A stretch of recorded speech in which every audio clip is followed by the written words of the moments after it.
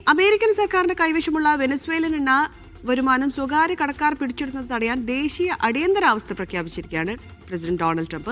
American Venezuelan ജനതയുടെ നന്മയ്ക്കായി Venezuelan എണ്ണ സംരക്ഷിക്കാൻ എന്ന പ്രഖ്യാപനത്തിലൂടെയാണ് ട്രംപ് തീരുമാനം നടപ്പാക്കിയത്. വെനസ്വേലൻ എണ്ണ വരുമാനത്തിന്റെ നിയന്ത്രണം രക്ഷപ്പെടുന്നത് വെനസ്വേലയെ സ്ഥിരപ്പെടുത്താനുള്ള ശ്രമങ്ങളെ ദുർബലപ്പെടുത്തുമെന്നും യുഎസിന്റെ ദേശീയ സുരക്ഷയെയും വിദേശ നയത്തെയും സാരമായും ദോഷകരമായും ബാധിക്കുമെന്നും ട്രംപ് പറഞ്ഞു. വെനസ്വേലയിൽ നിന്ന് എണ്ണ വാങ്ങാൻ ഇന്ത്യക്ക് അനുമതി നൽകുമെന്ന് അമേരിക്ക.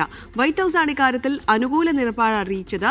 വർഷങ്ങളായി മുടങ്ങിക്കിടന്ന വ്യാപാരം ഇതോടെ പുനരാരംഭിക്കാൻ വഴിയൊരുങ്ങും. എന്നാൽ എണ്ണ വിൽപ്പനയുടെയും പണമിടപാടിന്റെയും പൂർണ്ണ നിയന്ത്രണം അമേരിക്കയുടെ കയ്യിലായിരിക്കും.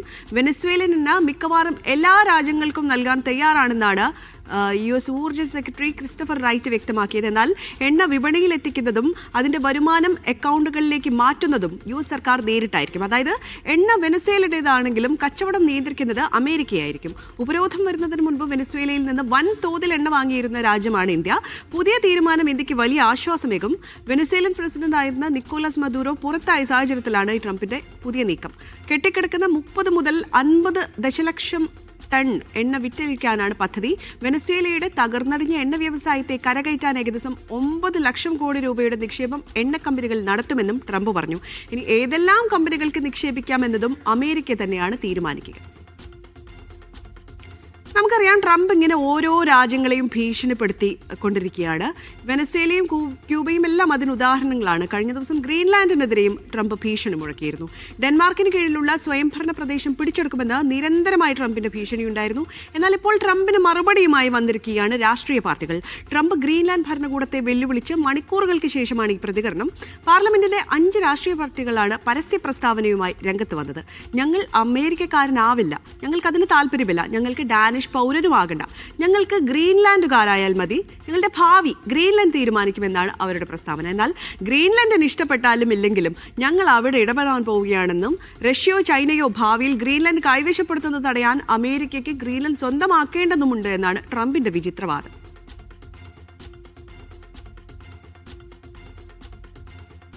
സൊമാലിയയുടെ ഐക്യവും പ്രാദേശിക സമഗ്രതയും സംരക്ഷിക്കാൻ പൂർണ്ണ പിന്തുണ പ്രഖ്യാപിച്ചിരിക്കുകയാണ് സൗദി അറേബ്യ.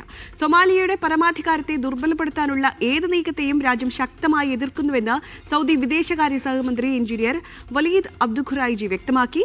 സൊമാലിയയുമായി ബന്ധപ്പെട്ട് നടന്ന ഓർഗനൈസേഷൻ ഓഫ് ഇസ്ലാമിക് കോർപ്പറേഷൻ വിദേശകാര്യമന്ത്രിമാരുടെ യോഗത്തിൽ സംസാരിക്കുകയായിരുന്നു അദ്ദേഹം.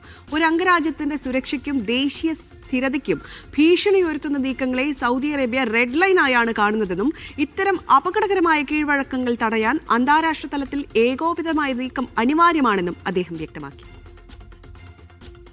ഇനി നമുക്കറിയാം, കോവിഡിന് ശേഷം ടൂറിസം മേഖലയിലൊക്കെ വലിയ മാറ്റമാണ് സംഭവിച്ചിരിക്കുന്നത്.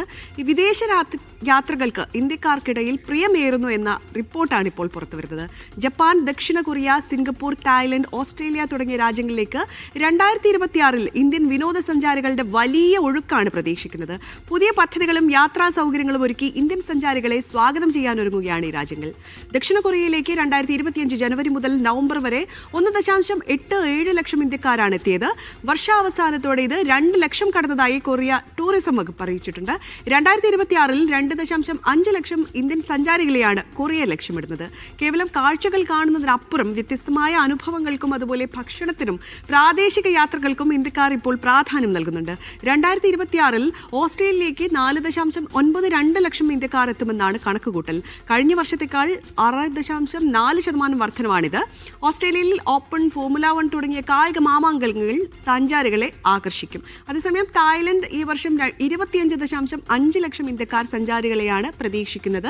ഇതിനായി ഇന്ത്യൻ നഗരങ്ങളിൽ റോഡ് ഷോകൾ ഉൾപ്പെടെയുള്ള പരിപാടികൾ ആസൂത്രണം ചെയ്യുന്നുണ്ട്. ഇന്ത്യൻ സഞ്ചാരികളുടെ മാറുന്ന അഭിരുചികൾക്കനുസരിച്ച് സിംഗപ്പൂരും തന്ത്രങ്ങൾ മാറ്റുകയാണ്. ബോളിവുഡുമായും കണ്ടന്റ് ക്രിയേറ്റർമാരും സഹകരിച്ച് കൂടുതൽ സഞ്ചാരികളെ എത്തിക്കാനാണ് സിംഗപ്പൂർ ടൂറിസം ബോർഡിന്റെ നീക്കം.